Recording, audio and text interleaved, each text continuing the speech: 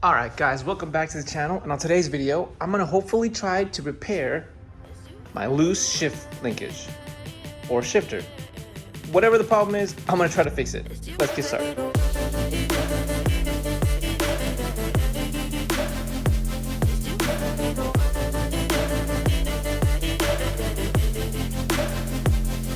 Welcome to another video of shit that doesn't go my way.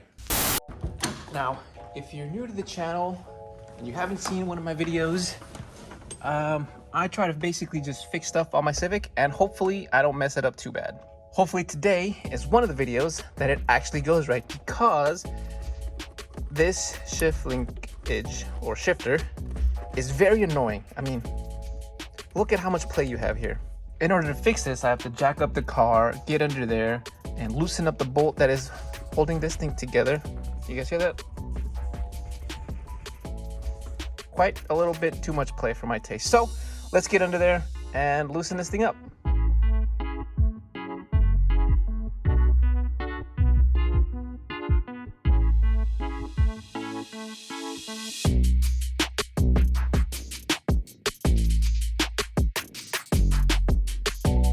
So I've removed it, and this is what we're working with here. As you can see, it's pretty disgusting. Wasn't that complicated to actually get out. Now, if you guys are having issues with, like a sloppy shift linkage shifter here, it could be due to a couple different issues. The simplest one would be this bushing here. You can see it's pretty pliable, as well as the bushing that's on this end as well. You guys can see this one it's actually not that bad. But over time, these bushings could wear out and cause it to be a little sloppy when you shift. Now, another thing that could go wrong is actually inside the shifter right there. And in order to show you guys, we gotta remove these bolts.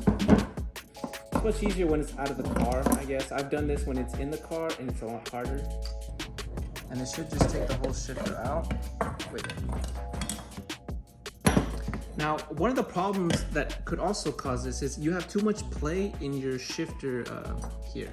And that could be due to, there's actually a plastic piece that should be inside right there. And we're gonna go ahead and be replacing that as well, because I thought that that's what was causing my issue. So I ordered a new one, and we're gonna see if that helps a little bit. Down, yep. So there's that, and then I guess we'll push this one down. Now, if you're going to be reusing this, I suggest you be careful. It is rubber, so it could tear on you. But I bought a new one, so I'm not too worried about it. Although I'm also not going to be too rough with it, just in case the other one doesn't fit. Now, apart from replacing these bits here, I'm also going to be replacing this bushing on this end. And as you can see here, it's pretty flexible. You should be able to just push this right out. There we go. That's out. And I'll also be replacing the one on the other end. So I just jammed this screwdriver in all the way through and just pried it right out. And here we are. So now we have the support bracket here for our shift linkage, all completely bare, no rubber bushings attached to it. And what I'm gonna do is I'm gonna actually clean this up because it's disgusting, and then I'll be replacing the parts. Luckily, I've got Chemical Guys' degreaser. Oh, it's off. That should just, this stuff is really caked on there. Look at all that. Look at that. I've cleaned them up, and let me explain to you guys what exactly was going on. So this shifter here isn't actually the stock one. As you can tell, see, it's been written on. I pulled this from the junkyard off of an EK coupe. Now, the reason I had to do that is because my aftermarket short shifter kinda decided to stop working. And this is why you do not order 3-piece shifter. Sure, let's give the eBay shifter a shot. What could possibly go wrong? Now that actually happened quite a while back. So essentially the shifter, it was a 3-piece shifter. It was the one piece was the shifter, one piece was this lever, and another piece was the bottom part, and it just snapped clean off. And I actually had to drive it back home by jamming a screwdriver into this piece and just using the screwdriver as the shifter, because that's all that was on there. Now the next day I had to go to the junkyard and pick this one up. As you can see, it's been written on. They do this for, you know, returns and stuff like that, but essentially this is stock from Honda. I also took this one from the EK Coupe. I also managed to bring this piece and this one along with it, but I do know that when I had my short shifter installed, I didn't have these. So I thought this was gonna be the problem. And that brings me to my main point today. I thought by replacing all of these that I could actually solve that problem and I wouldn't have a loose shifter anymore. But as I got closer inspection of my car, I noticed this. I am noticing though that you see how this has too much play here? This is a little too loose, and it's kind of like there's a pretty big gap up and down here. So I'm thinking that this piece is actually going to be the biggest problem for me. Now, unfortunately, I bought only the bushings because I thought the bushings were bad, and I didn't notice quite how bad this play actually is. So my hopes of actually fixing this whole problem kind of just went down the drain unless I can find a way to remove this. But this doesn't seem to be a bolt here. I'll clean it up and see maybe if I can find something. I don't quite know exactly. I'll get back to that. So after doing some research on that particular problem, that piece, it does come off. It's a particularly difficult piece to remove. But essentially, in order to fix that, I have to replace that whole thing. Now, unfortunately, I don't have that part, so I can't replace it. So just replacing these pieces, I think we'll have to do for now. Damn it, I was really hoping that this one, welcome to another video of shit that doesn't go my way. But that's okay, that's why we do this stuff. We gotta learn somehow.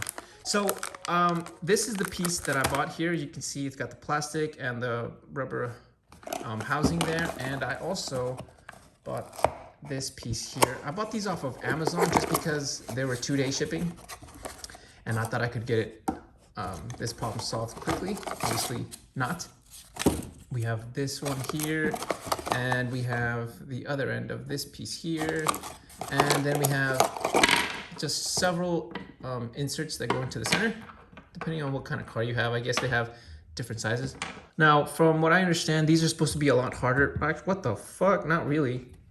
I really don't see. Well, okay. It's not a lot harder. It's a little harder. So I'm just gonna reassemble this and put it right back in there, and hopefully, hopefully it does something.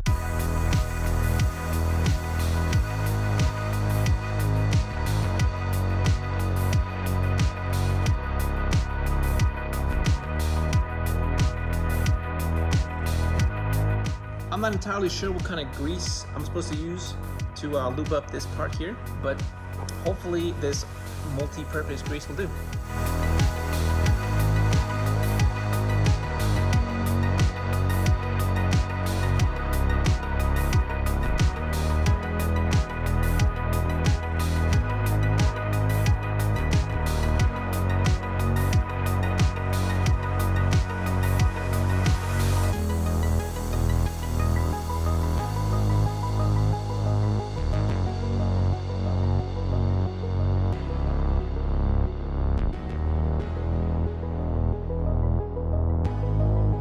So this thing has been lubricated, bushings replaced, and now it's ready to go back into the little hatchback.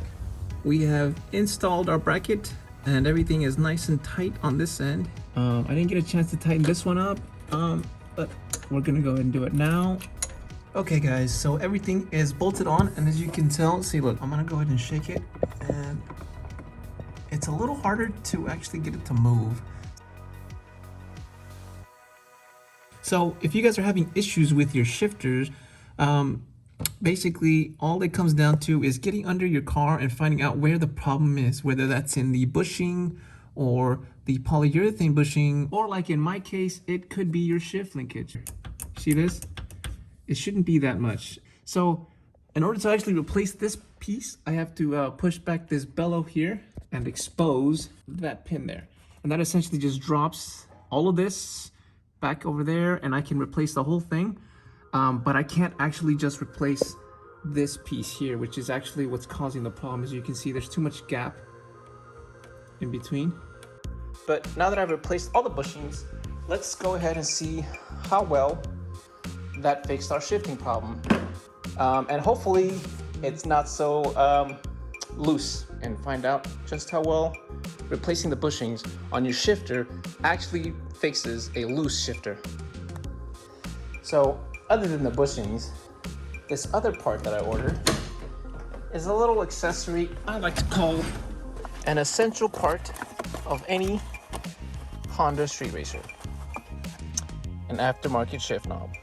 As you can see, this one is crooked. That bothered the fuck out of me.